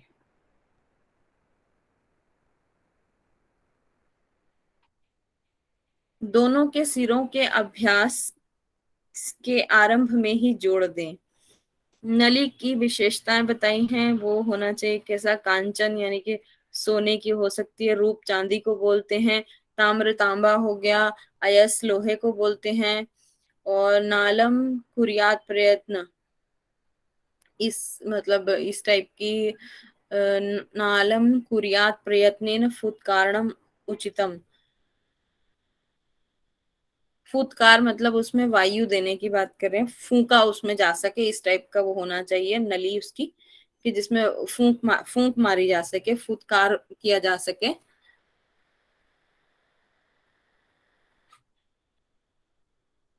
अब ये क्या टेक्निक बता रहे हैं, थोड़ा सा मुझे कंफ्यूज कर रही है कि खोखली नली को मतलब जो भी टेक्निक है उसमें इतना समझ लीजिए, उतना आपसे डीप में नहीं पूछेंगे कि योनि मार्ग का जो रीजन है उसको थोड़ा सा एक्सपेंड करने के लिए ट्यूब टाइप की कुछ इंस्ट्रूमेंट है वो यूज करना है, और वो इन धातुओं से बना हुआ हो सकता है। इनमें से कोई भी ऑप्शनल है, आप ले सकते हैं, इतना ही ध्यान रखिए।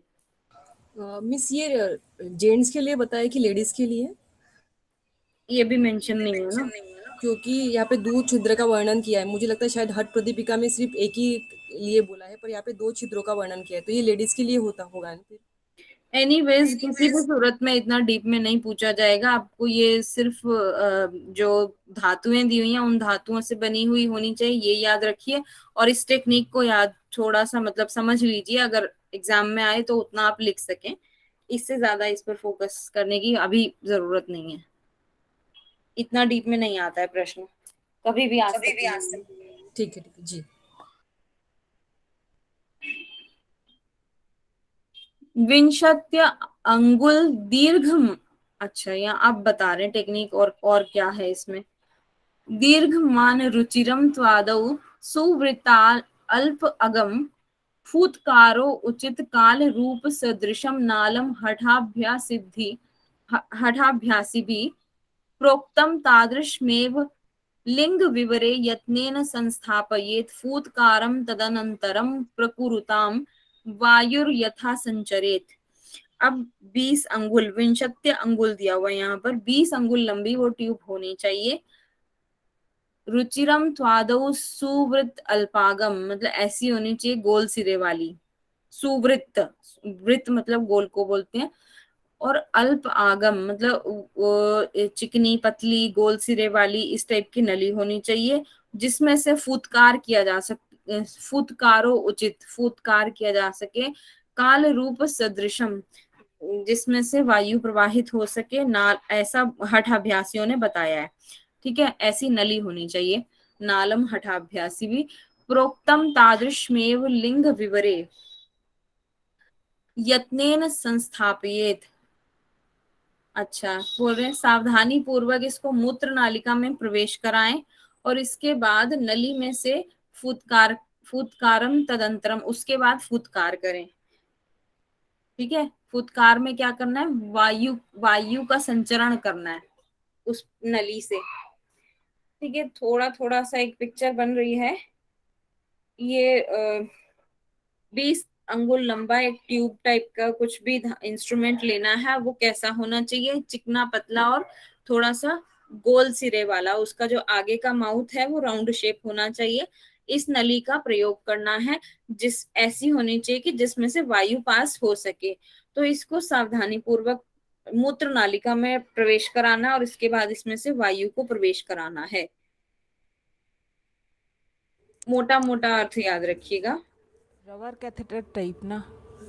उसी टाइप से हो सकता है, लेकिन धातुएं बोली हैं तो वो उतना सॉफ्ट नहीं होगा। रबड़ कैथेटर सॉफ्ट होता है। धातुएं जो इस्तेमाल करने को बोली है यहाँ पर, वो उनसे तो कोई ट्यूब हार्ड ही बनेगी। लोहा तांबा और ये सब बोल रहे हैं। ठीक है, मीन्स यहाँ पे मीन्स एक ही नली का वर्णन किया है ना, क्योंकि ऊपर के सूत्र में दो नलियों का वर्णन समझ में आ रहा है। ऊपर के इसमें छिद्र दो है, नली एक है, छिद्र दो की बात कर रहे हैं कि एक में क्या करना है, छिद्र के सामने रखना और दूसरे में प्रवेश कराना है, ऐसा बोल रहे थे इसमें। इसमें मैम क्लियर नहीं हो रहा है, इन्होंने क्या बोला है, दोनों को के सिरों को आरंभ में ही जोड़ देना है, तो ये पॉसिबल कैसे होगा? तो इसमें वो नहीं हो रहा है क्लियर। तो हाँ 85 में शायद उन्होंने दिया है कैसे करना है। हाँ, दोनों अमेरिका में भी ऐसे दोनों ही है जो सिरों 85 में बोला मतलब, है। दोनों सिरों मतलब एक नली के दो सिरे को बात कर रहे हैं ना। हाँ तो बट ये मैम वो जोड़ कैसे देंगे, और जोड़ ये दिया तो प्रवेश कैसे कर मतलब करके देंगे, ऐसे हो जाएगा वो। हाँ, इसीलिए तो फुटकार मैं कैसे बोल रही करेंगे हूँ, जोड़ जैसे दिया तो। क्वेश्चन नहीं आते हो कभी मैं भी नहीं करेंगे। मेरे को ये ऐसा समझ आ रहा है जैसे कि स्त्री और पुरुष दोनों के लिए भी है ये। से उदाहरण के माध्यम से समझा जाए तो जैसे पेशाब नली में जो लोग प्लास्टिक लगाते हैं ना, जिस टाइप का, जो पेशेंट बीमार रहते हैं हॉस्पिटल में, वैसे लगा करके, और जो प्लास्टिक में उसका पेशाब जाता रहता है, मूत्र, जी उसी जी। तरह इसको लगा करके, और पीछे से वो दूसरे जो नाली बोल रही है जोड़ने के लिए, उस नाली को ऊपर उठाना है। अब जो भी हो, आप लोग अपना थोड़ा थोड़ा अर्थ अपना समझ में आ रहा है, उसी उसी को माइंड मेकअप कीजिए। लेकिन फिर भी सही और अर्थ है मैं ऐसा नहीं कहूंगी। एग्जाम पॉइंट ऑफ व्यू के लिए अभी उस सबको छोड़ जाइए, जो मोटा मोटा एक पिक्चर बैठ रहा है दिमाग में उसी को बिठा लीजिए बस। नहीं पूछा जाएगा ये क्वेश्चन, बिल्कुल भी नहीं। जी, जैसे जैसे सोने चांदी खोखले ये सब के लिए मिला के बोला है, तो इसमें वायु प्रवेश करना है, तो हवा तो पाइप के माध्यम से जा सकता है। बिल्कुल हवा तो चली जाएगी, लेकिन ये कोई उतना रबर कैथेटर जैसी बात वो बोल रही हैं, या फिर आप जो पेशेंट्स के लिए लगाते हैं वो भी रबर टाइप का ही होता है। वो उतना सॉफ्ट होता है, और यहाँ पर बात कर रहे हैं धातु से बनी हुई, तो वो हार्ड ही होगी। हार्ड ही होगा, हाँ जी। ठीक है, तो इसको बस ऐसे ही समझाने के लिए आप अभी समझ लीजिए। जब पीएचडी करेंगे तो उस पर डीप पे अध्ययन करेंगे, अभी ये इतना अध्ययन का पार्ट नहीं है हमारे लिए। ठीक है, हाँ ये चर्चा का विषय नहीं हाँ है ये। ये तो बहुत अंदर डीपली तक जाएगा, तब जाके समझ जी, में। और उसकी खुलकर इसमें व्याख्या की भी नहीं हुई है। ठीक है, इसलिए उसके लिए आगे चर्चा करेंगे। जितना बोला गया श्लोक में उतना ही अभी मैं अर्थ बता रही हूँ आपको, हमें एग्जाम पॉइंट ऑफ व्यू से उतना ही याद रखना है। हाँ, ये ये जैसे श्लोक आपके सिलेबस का पार्ट भी नहीं है आई थिंक, ये हाँ पूछा तो गया है। हाँ, समझाने के माध्यम से जैसे आपने बताया तो जिस तरह से हमें समझ में आएगी ऐसे। हाँ हाँ बिल्कुल, अब जिसको जो समझ में आएगा वही थोड़ा बहुत पिक्चर माइंड में बनाइए अभी, हाँ ठीक। क्योंकि यहाँ पर मेंशन ही नहीं है ज्यादा। जी। अब हट प्रदीपिका के अनुसार क्या मत लिखा हुआ है वो बता रहे हैं। हट प्रदीपिका कारस्तु, वो बता रहे हैं यत्नः शरनालेन फूत्कारः वज्र कंधरे शनैः शनैः प्रकुर्वीत वायु संचार कारणात्। उसमें भी ये दिया हुआ है, लेकिन उसमें कैसा दिया हुआ है कि यत्न से नली के सिरे से फुंकार के साथ मूत्र मार्ग में प्रवेश कराना है नली को। यत्न से मतलब अभ्यास करना है, उसके बाद जो नली का एक सिरा जो है फूंकार के साथ, अब फूंकार फूंकते हुए क्यों ऐसा लिखा है समझ में नहीं आता, मूत्र मार्ग में प्रवेश, वायु का प्रवेश कराएं। अच्छा, वायु को प्रवेश कराना है नली के सिरे से। इस प्रकार धीरे धीरे वायु का संचरण होगा। अब ये स्त्री के लिए, पुरुष के लिए कुछ नहीं लिखा है। हाँ, ये तो दोनों के लिए हो सकता है, दोनों को ही कर सकते हैं इसमें। जी जैसे समझ में आ रहा है इसमें लिखा हुआ है तो जैसे इसमें एक रोग होता है ना, मूत्र रोग में एक जलन जैसी महसूस होते हैं, स्त्री हो चाहे पुरुष हो, पेशाब करने के टाइम में मूत्र निकासित होती है उस टाइम। जी जी। तो इससे वो जलन की जो अंदर प्रवेश होती है, जलन होता है, उसको क्लियर करेगा ये। हमारे समझ में तो ऐसे ही आ रहा है। हाँ, और कुछ पेशाब जैसे रुक जाते हैं लोग, ऐसे बहुत दिन तक नहीं कर पाते हैं, कभी 1-2 घंटा और हॉस्पिटल जाना पड़ता है, जी जी। तो अब शायद इसके लिए। हाँ। कुछ लिखा नहीं है ना, और टीका में कुछ लिखा नहीं है, कमेंट्री में यहाँ पर है नहीं ऐसा तो।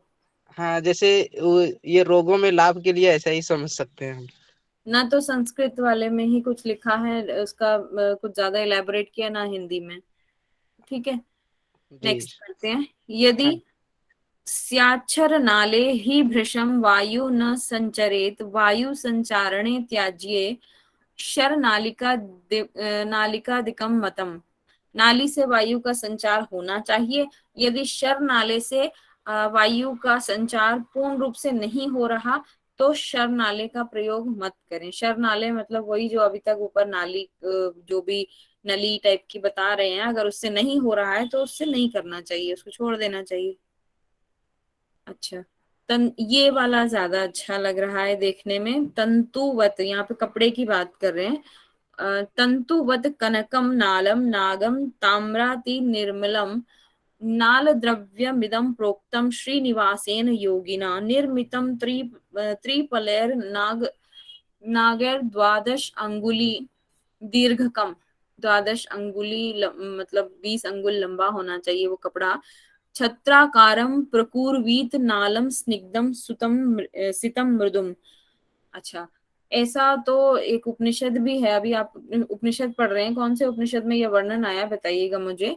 श्रीनिवास योगी ने कहा है कि नली को बनाने के लिए एक वस्त्र होना चाहिए, एक उत्तम द्रव्य है शुद्ध सोना, जिस सीसा या तांबा, ओके सीसा या तांबा या किसको बोल रहे हैं, ताम्र, ओके। कनक बोल रहे हैं इसको, सोने को। नाल बोल रहे हैं अच्छा, नाग बोल रहे हैं शीशे को, और ताम्र हो गया आपका तांबा। इसको बनाने के लिए ये जो है उत्तम द्रव्य कहे गए हैं। ऐसे कौन सा होना चाहिए कि 12 अंगुल लंबा और 3 पालस, 3 पालस त्रय, ये लिखा है ना, त्रिपलेर नागर्थ 12 अंगुल दीर्घकम। 3 अंगुल लंबा होना, 12 अंगुल लंबा और 3 पालस भारी। छत्राकार, छत्राकार कारम प्रपूर्वीत नालम स्निग्धम, स्निग्ध मतलब चिकना भी होना चाहिए, छत्राकार होना चाहिए। सितम मृदुम, पतला और मृदुम मतलब सॉफ्ट होना चाहिए। और श्वेत किसको लिखा है यहाँ पे, सितम शायद। तो इस तरह की नली बनानी चाहिए। मैम पालक्स भी एक मेजरमेंट है क्या? वो 3 पालक भारी बोला है वो। श्लोक के अकॉर्डिंग तो है। एक सेकेंड होल्ड कीजिएगा, कॉल आ रहा है।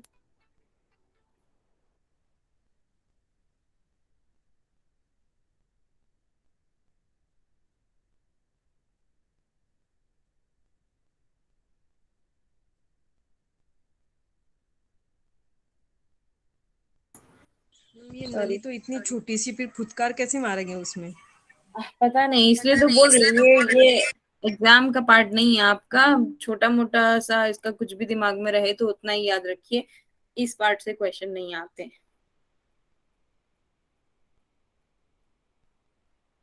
ये हो गया था, हाँ ये तो हो गया था। नियोज्यम लिंगरंध्रे च निर्भीतः स्थापयेत् क्षणम लिंगस्थैर्य लिंग दाढ़र्यम बहुवीर्य विवर्धिनम। अच्छा, इस नली को क्या करना है अब? निर्भीत, बिना भय के, स्थापयेत् क्षणम, स्थापित करना है, प्रवेश कराना है। इससे क्या होगा? इससे लिंग स्थैर्य, लिंग में स्थिरता आएगी, और लिंग दाढ़र्य, लिंग में सुदृढ़ता आएगी, और बहुवीर्य विवर्धनम, वीर्य में वृद्धि होगी। ठीक है, ये याद कर सकते हैं, लाभ यहाँ पर लिखे हुए हैं। इस नली को बिना भय के स्राव नालिका में प्रवेश कराएं, और इससे क्या होगा? लिंग स्थैर्य, लिंग में स्थिरता आएगी, दाढ़र्य यानी कि दृढ़ता आएगी, और बहुवीर्य विवर्धनम, वीर्य में वृद्धि होगी। मोटा अक्षर में समझा जाए तो ये नपुंसकता क्या बोलते हैं ना, वो बीमारी के लिए है। ऐसा तो नहीं लिखा है, पर जैसे आप ये समझ रहे हैं कि वीर्य में वृद्धि होगी, इसलिए हो सकता है आप ऐसा समझ रहे हो। पर योगियों के लिए तो कहा ही जाता है कि मतलब वीर्य का क्षय नहीं होना चाहिए, मतलब उनको सन्यासी टाइप से होना चाहिए। तो वीर्य में वृद्धि मतलब जितना वीर्य में वृद्धि होगी वही वीर्य का क्षय नहीं होगा, उतनी उनमें ओजस्विता आएगी। जैसे एग्जाम्पल बोले तो ये नागा लोग रहते हैं ना। हम्म। हाँ, तो नागा लोग तो ऐसे ही रहते हैं, पर वो अपने लिंग के माध्यम से भी बहुत सारे एक्टिविटी करके दिखाते हैं। जी, अवधूत योगी। हाँ, उन ऐसे ऐसे ही देखे हैं, समझे हैं बाहर। जैसे कुंभ उम्भ का मेला लगता है, तो उस टाइम में सो इस टाइप का देखने को मिलता है कभी कभी। जी जी, यहाँ नागा लोग आते हैं वो तो तो बहुत बहुत सारी सिद्ध क्रियाओं को वो जानते हैं, वो लोग अपने गुरुओं से अभ्यास मतलब सीखते रहते हैं। तो उनका एक अलग ही पार्ट है, उनकी जीवन शैली सब कुछ अलग ही होता है, वो संपूर्ण उनका जीवन योग में ही होता है। हाँ। और जैसे शरीर में वीर्य की वृद्धि होती है, तो शरीर में अगर वीर्य की वृद्धि होती है तो शरीर में तेजस और ताकत क्या बोलते हैं, उत्तेजना, जी, मतलब तो बुद्धि स्थिरता, बुद्धि तेज होती है इससे। बुद्धि तेज होती है, साथ ही साथ मन शुद्ध रहता है, हाँ। ओजस्विता आती है, आपके हाँ। चेहरे पर एक दिव्यता होती है। हाँ, वो ग्लोब अलग से दिखता है उसका। जी, चलिए बढ़ते हैं आगे। नालम कांचन निर्मितम, कांचन मतलब इससे बनी, सोने कांचन सोने के लिए यूज होता है। सोने से बनी हुई मृदुतरम सागम च नागई कृतम। अब यहाँ पर ऊपर वाली बात को रिपीट कर रहे हैं। पलत्रय ययुतम, छत्रा का सेम सेम वही बात लिखी है। छत्राकार मतः परत्रय ययुतम दैर्घर्यं वितस्ति स्तैर्मितं नालं तादृशमेव लिंग विवरे यत्नेन संस्थापयेत्। सोने से बनी होनी चाहिए, पलत्रययुतम, 3 पालस भारी होनी चाहिए, दैर्घ्य एक वितस्ति, दैर्घ्यम कितनी लंबी होनी चाहिए? वितस्ते स्मितम, एक वितस्ती लंबी होनी चाहिए। एक वितस्ती कितना बताया था? एक वितस्ती 1 अंगुल के बराबर बताया था मैंने उसमें। अब यहाँ पर किस परिमाप से लिखा है? एक इतने छोटी सी नली कैसे हो सकती है एक वितस्ती लंबी? एक वितस्ती, अच्छा 12 अंगुल था। एक वितस्ती मतलब 12 अंगुल होता है। और छत्राकार होनी चाहिए। छत्राकार का क्या मतलब होगा? एवं चिकनी नली को लिंग छिद्र में सावधानी पूर्वक प्रवेश कराएं। छत्राकार कैसी होनी चाहिए? छत्राकार मतलब छत्राकार हो सकता है चौड़ा हो, छत्राकार ये थोड़ा इसमें चौड़ाई। हाँ, इंग्लिश 12 फुट लंबाई दिया है तो चौड़ाई भी उसका हिसाब से छत्राकार इसलिए बोला होगा। इंग्लिश में देखते हैं क्या लिखा है।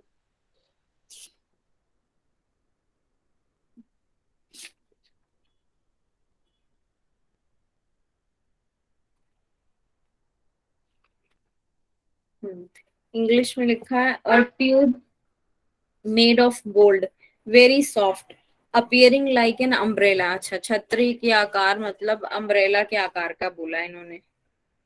3 पालस भारी, 3 पालस वेट एंड 1 विथ अस्थि इन लेंथ, एक विथ अस्थि की लेंथ होनी चाहिए. This particular type of tube should be inserted in urethra. Okay, जो मूत्र नली है उसमें प्रवेश कराना है with the effort to enlarge the hole of penis. यहाँ पर तो पुरुषों के लिए बात कर रहे हैं कि पेनिस में इंसर्ट कराना है. In this way penis will become more strong. यहाँ इस श्लोक में इंग्लिश वाली बुक में जो रेफरेंस है वो पुरुषों के लिए दिया गया है. ओके. इसमें भी समझ में आ रहा था कि शायद उसी टाइप का हो सकता है. विस्तारम तदंतरम दृढ़तरम लिंग ततो जायते वायु संचारणे जाते ऊर्ध्वम आकृष्यते बलात्. इससे लिंग छिद्र का विस्तार होगा. विस्तारम तदंतरम, उसके बाद विस्तार होगा. और दृढ़तरम, दृढ़ता आएगी, मजबूती आएगी. लिंग ततो जायते. ओके, वायु संचारणे, वायु का संचार करके जाते ऊर्ध्वम आकृष्य, बलपूर्वक इसको खींचना है.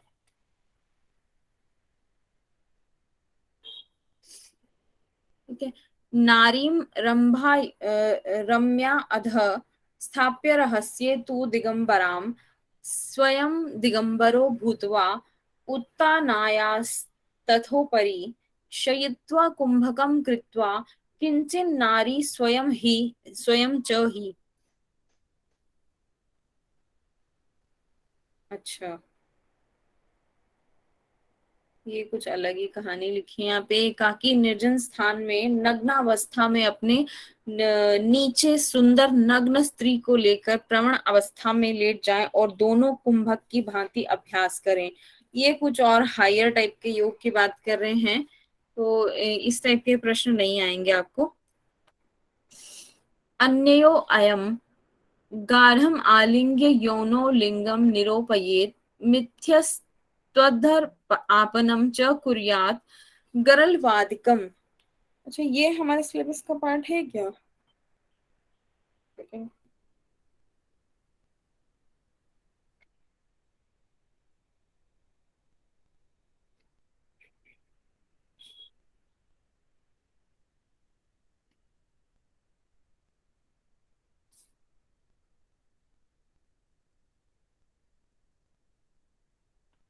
पता नहीं कैसे क्या, ये हमारा आई थिंक ये सिलेबस का पार्ट है नहीं, इतना ज्यादा डीप में पूछा नहीं हुआ है हमें.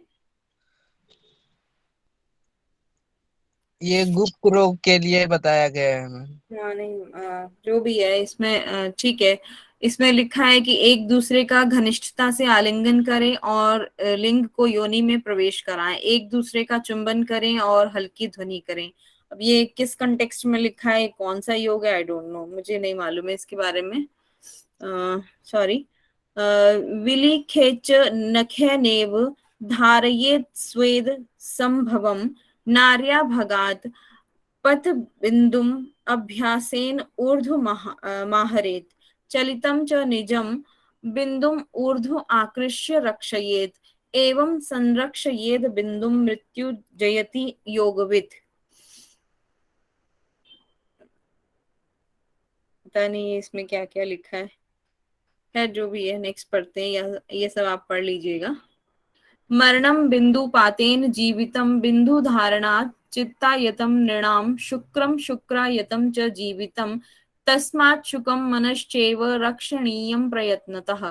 बिंदु का शरण ही मृत्यु है. मरणम बिंदुपातेन, अगर बिंदु गिर गया तो यही मृत्यु है, शरण नहीं होना चाहिए. और बिंदु का रक्षण, जीवितम बिंदु धारणात्, बिंदु का रक्षण ही जीवन है.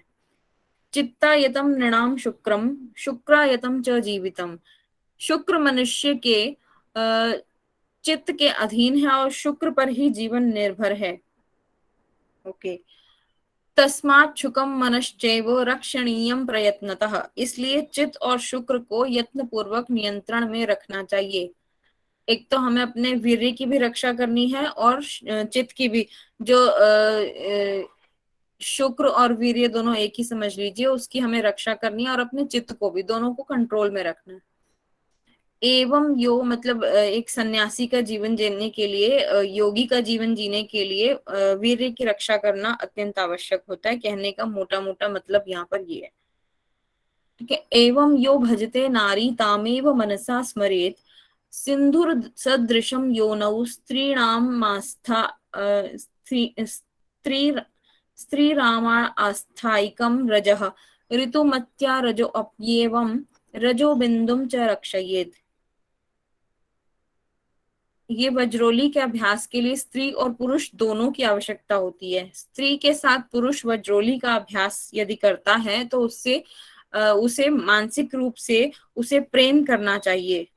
ठीक है, मतलब उससे घृणा नहीं करनी चाहिए, यदि वह उसके साथ केयरफुली करना चाहिए जिसके साथ भी अभ्यास कर रहा है। स्त्री के योनि मंडल से लाल सिरे सिंदूर की भांति रज का स्खलन होता है, और जिस प्रकार बिंदु का रक्षण किया जाता है उसी प्रकार ऋतुस्रावित स्त्री को रज का रक्षण करना चाहिए। दोनों के लिए कंट्रोल की बात की जा रही है, स्त्री को भी और पुरुष को भी, दोनों को वज्रोली का अभ्यास करते समय अपना बिंदु या वीर्य जो है पतित होने से रोकना चाहिए, ऐसा अभ्यास करना चाहिए।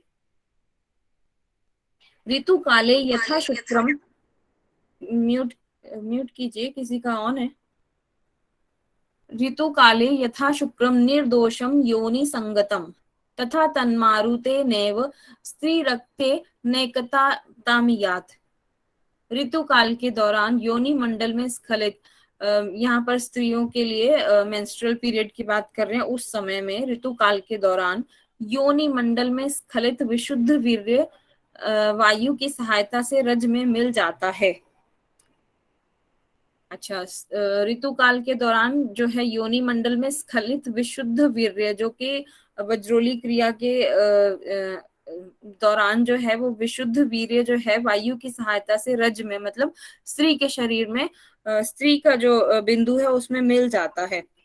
आयु कर्म च वित्तम च विद्या चैव चतुष्टयम् आधान काले लिखितम गर्भस्थैर्यं देहिना। ये याद करने वाली चीजें हैं चारों। आयु, कर्म, धन और विद्या, इन चारों का निर्धारण उसी समय में हो जाता है जब शिशु गर्भ में होता है।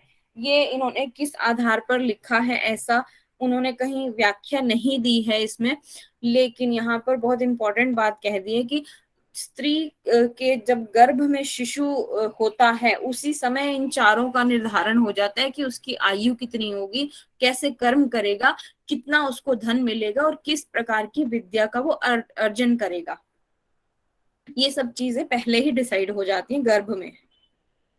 इसका डीप में वर्णन तो आपको सिद्धांत पद्धति में मिलेगा, यहाँ पर इतना इन्होंने लिख दिया है इसकी व्याख्या किए बिना। यावत् यावद् अयं देहो ध्रियते गर्भशायिनः तावत् अभिव्यक्ति अलिर्गस्यास्य प्रजायते।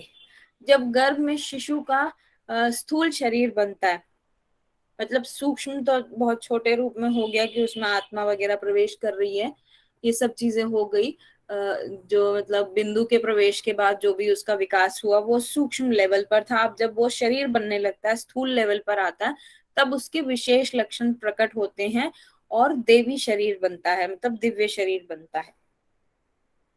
आयुष्यम वर्धते नित्यम यदि बिंदु स्थिरो भवेत्, उत्पत्ति स्थिति संहारे बिंदुरेको ही कारणम। अब आयुष्यम वर्धते, आयु बढ़ती है मनुष्य की, नित्यम यदि वो क्या करता है, बिंदु पर नित्य स्थिरता बनाए रखता है, यदि बिंदु उसका स्थिर होता है, ठीक है, वो कंट्रोल में रखता है, यदि योगी अपने बिंदु को कंट्रोल में रखता है या तो उसकी आयु बढ़ती है।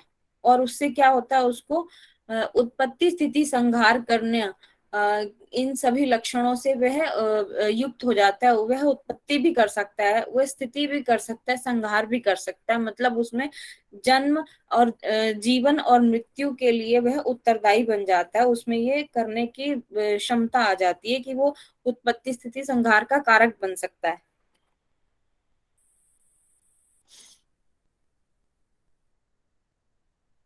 ततो भवेद्राज योगी नान्तरा भवति ध्रुवम, न चिन्मात्रेण सिद्धि स्यादभ्यासात् पवनस्य वै। केवल इस विधि के द्वारा ही निश्चित ही व्यक्ति एक राजयोगी बन सकता है। भवेद राजयोगी न अंतरा भवति ध्रुवम, ठीक है।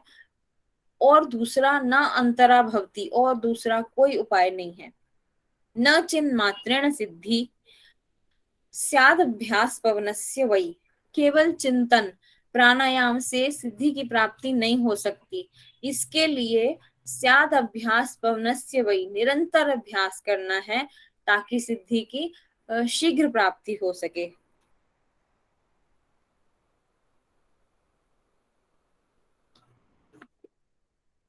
अभ्यासस्य क्रमं वक्ष्ये नारीणां च शनै शनै। लिंग कराभ्याम, कर हाथ के लिए यूज किया। लिंग कराभ्याम आकुंच्य मणिं चान्तं प्रवेशयेत्, यावन् मणि प्रवेशः स्यात् आवद् अभ्यासं समाचरेत्। ततः परम समर्था च ऊर्ध्वम् आकुंच्य ये अद्रजः, तस्या शरीरे नादस्तु बिन्दुतामेव गच्छति, स बिन्दुस्तद् अजश्चैव एकीकृत्यं स्वे देहजौ। अब स्त्रियों के लिए बताया जा रहा है यहाँ पे अभ्यास कि लिंग को हाथों से पकड़कर योनि में प्रवेश कराया जाए, ऐसा यहाँ पर लिखा जा रहा है। और जब तक लिंग पूरी तरह से अंदर ना जाए तब तक इसकी प्रैक्टिस करें। इसके बाद रज को ऊपर खींचना चाहिए। जब शरीर में बिंदु और रज का मिलन होता है तब नाद बिंदु में वो बदल जाता है और उस स्त्री के शरीर में नाद बिंदु की भांति विचरण करता है।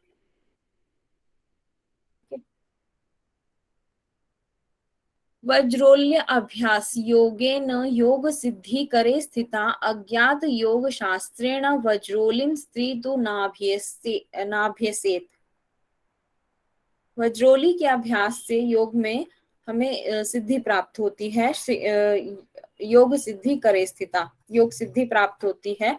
अज्ञात योग शास्त्रेण, अज्ञात मतलब जिसको इसका ज्ञान नहीं है, इस शास्त्र का जिसको ज्ञान नहीं है। वज्रोलिम स्त्री तो नाभ्यसेत, उसको नहीं करना चाहिए इसका अभ्यास, नाभ्यसेत। अयम योग पुण्यवताम धन्यानाम तत्वशालिनाम निर्मत्साराणाम सिद्धयेत न तो मत्सरशालिनाम। मत्सरशालिनाम, ओके। जो मनुष्य पवित्र है, साहसी है, पुण्यवताम है, धन्यानाम है, तत्वशालिनम अंतर्दृष्टि प्रधान है और ईर्ष्या से मुक्त है, निर्मत साराणाम निर्मल है मतलब ईर्ष्याओं से मुक्त है, उस योगी को सफलता प्राप्त होती है। सिद्धयेत न तू, ठीक है। और मत्सरशालिनम ईर्ष्या वाले को नहीं। तत्वशालिनाम जो ईर्ष्या करता है और जो ईर्ष्या से मुक्त है, और मत्सरशालिनाम जो ईर्ष्या से युक्त है, ठीक है। तो यह विद्या जो है किसको मतलब प्राप्त होती है, इससे सफलता किससे प्राप्त होती है? जो कि साहसी है, पवित्र है, अंतर्दृष्टि ध्यान है, धन्या नाम, ठीक है, अंतर्दृष्टि प्रधान है और ईर्ष्या से मुक्त है। लेकिन जो ईर्ष्या से युक्त है उसको प्राप्त नहीं होती है। सर्वेषामेव योग नामयम योगः शुभंकरः, तस्मादयं वरिष्ठो असो भुक्ति मुक्ति फलप्रदः, सुगंधि योगिनो देहे जायते बिंदु धारणात्। योग के सभी प्रकारों में यह योग सबसे श्रेष्ठ माना गया है, यह श्रेष्ठ है। सर्वेषामेव योगानामयम, योग शुभंकर, इसको सबसे श्रेष्ठ माना है। तस्मादयम वरिष्ठो असो, जितने भी हैं उनमें सबसे श्रेष्ठ है। भुक्ति मुक्ति का फल देने वाला है। सुगंधि योगिनो देहे जायते, और बिंदु को धारण करने से क्या होता है कि साधक में सुगंधि योगिनो, योगी के शरीर में सुगंधि आ जाती है। जायते बिंदु धारणात्, बिंदु को धारण करने से योगिनो सुगंधि, योगी के शरीर में सुगंध पैदा हो जाती है। मतलब जो लोग कंट्रोल करके रखते हैं अपने वीर्य को, उनमें एक दिव्य सुगंध की अनुभूति होती है। अब सहजोली के बारे में बता रहे हैं। सहजोली च अमरोली वज्रोलिया एवं भेदतः। सहजोली अमरोली और वज्रोली, अच्छा, सहजोली और अमरोली जो है वो वज्रोली के ही भेद हैं। कौन कौन से भेद हुए वज्रोली के, सहजोली और अमरोली। इसके बारे में ज्यादा कुछ चर्चा नहीं है। जले सुभस्म निक्षिप्य दग्धो दग्ध गोमय संभवम वज्रोली मैथुना ऊर्ध्वम स्त्री पुंसोश्च च अंगलेपनम आसीनयो सुखे नेव मुक्ता व्यापारयोः क्षणम सहजोली रियम प्रोक्ता कर्तव्या योगी भी सदा। मतलब स्त्री पुरुष वज्रोली क्रिया करने को बोला जा रहा है यहाँ पे। इससे क्या होता है, बिंदु को खींचने के बाद शरीर पर जले हुए गोबर का भस्म लगाना है, जल में मिलाकर भस्म लगानी है, गोबर का भस्म, ठीक है। दग्ध गोमय संभवम, गोबर का, दग्ध गोमय मतलब जले हुए गोबर का भस्म लगाना है। इस क्रिया से मुक्त होकर सुख पूर्वक आनंद की स्थिति में सांसारिक विषयों को भुलाकर कुछ समय तक बैठना है। सदा श्रद्धेय सहजोली, सहजोली रियम प्रोक्ताम, यह सहजोली कही गई है। कर्तव्याम योगी भी सदा, जिसका योगियों को निरंतर कर्तव्य पालन करना चाहिए। अथ अमरोली विहाय नित्यां प्रथमां च धारां विहाय निस्सारतया अन्त्वधारां निषेव्यते शीतलम मध्यधारां कापालिके खंडम तैर नरघयाम। अब अमरोली की बात है कि इसमें पढ़कर थोड़ा अच्छा नहीं लगेगा, पर ऐसा ही लिखा है। स्वमूत्र की प्रथम धारा और मूत्रोत्सर्ग की समाप्ति पर अंतिम धारा को छोड़कर जो बीच वाला जो मूत्र है, मध्य की पित्त रहित शीतल धारा को पीना चाहिए। कपाली खंड के अनुसार लिखा है। कपाली जो इसमें एक बताए गए हैं खंड कपाली, उनके अनुसार क्या बोला गया है, ये करना है। मूत्र की जो शुरुआत की जो धारा होती है उसको छोड़ना है और लास्ट वाला थोड़ा पार्ट छोड़ना है, बीच वाला जो शीतल धारा होती है उसको पीना है। अम्रीम यह पिबेन नियम नस्य कुर्यात् दिने दिने वज्रोली मभ्य से नित्यमरोलिति कथ्यते। वज्रोली का पूर्ण अभ्यास करते हुए जब योगी नासिका प्रदेश से स्त्रावित अमृत का प्रतिदिन पान करता है तब इस क्रिया को अमरोली कहते हैं। अब ये नासिका से कौन सा अमृत स्त्राव हो रहा है पता नहीं मुझे, पर उसका प्रतिदिन पान करना है, इसी को अमरोली कहा है। अब शक्ति चालन, ऐसे टाइम हो गया है, पर अगर आप थोड़ा देर और रुकेंगे तो थोड़े से और श्लोक बचे हैं, खत्म हो जाएगा।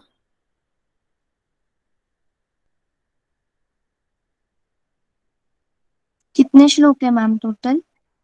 118 पर हैं हम, और आई थिंक 150 ही हैं बस। 159 है मैडम। तो करना है अभी, बीच बीच में उसमें कुछ कुछ मिसिंग भी होंगे, सारे नहीं होंगे।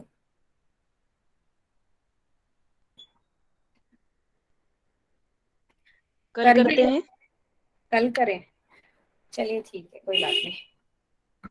तो 117 तक हमने, 1 मिनट, अमरोली वाला ये वाला कॉन्सेप्ट खत्म कर देते हैं, उसके बाद खत्म करते हैं शक्ति चालिनी। अच्छा 1 मिनट देख लूं कितनी रह गई मुद्रा, और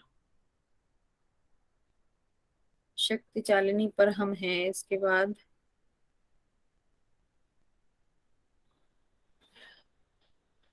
नहीं हो पाएगा, ठीक है छोड़ देते हैं। शक्ति चालिनी खेचरी भी है, उसके बाद फिर टाइम लगेगा। 118 से कल करेंगे। मैम कल क्लास लोगे ना, संडे है? आप लोग बोलें तो मैं ले लेती हूँ। 1 minute, Prerna ji recording off कीजिएगा।